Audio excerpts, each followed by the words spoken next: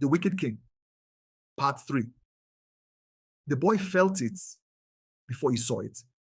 The air grew heavy, leaves quivered, though no wind stirred, and shadows stretched like living things. Then came the footsteps, measured, deliberate, the king's shadow closing in. He crouched behind the roots of a tree, heart racing. He had practiced for this, but no training erased the chill crawling up his spine. Mist drifted through the forest, then shaped itself into fingers of darkness. At the center stood the king, pale green, sharp, eyes glinting like cold steel. "You cannot run," the voice hissed, wrapping around him like smoke. Fear pressed close, but he felt more than fear. The hum of the forest, Amina's presence, and the courage of villagers slowly resisting. He was no longer the helpless boy by the river. The shadow struck and failed. The war, however, had only begun. Dawn crept pale over the village. The boy woke stiff and sweating, but alive. The hum of the forest lingered beneath his feet, steadying him. Beside him, Amina stared, already planning for the day ahead.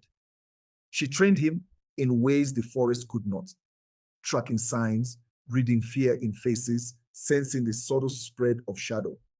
Together, they left markers on paths, whispered signals only they understood, and built a language of silent courage. Meanwhile, the king's shadow seeped into the village itself. Food went missing. Children grew afraid to step outside, and herbs withered in the healer's hands.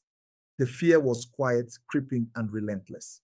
The boy and Amina studied its patterns. They saw how it whispered doubts, planting mistrust before striking openly. By the end of 2 weeks, he had changed. His body stronger, his senses sharper, his courage steadier. He was not just surviving now, he was preparing. The village moved with unease. Doors stayed shut, voices dropped low, and every step seemed watched.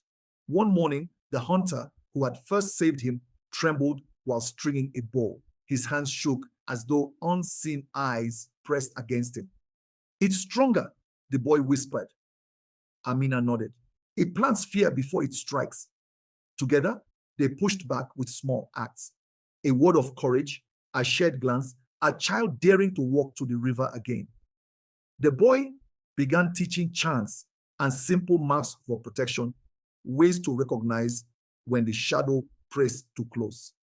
Each act was small, but they added up. Slowly, the village stood taller, no longer bowing completely to fear. The boy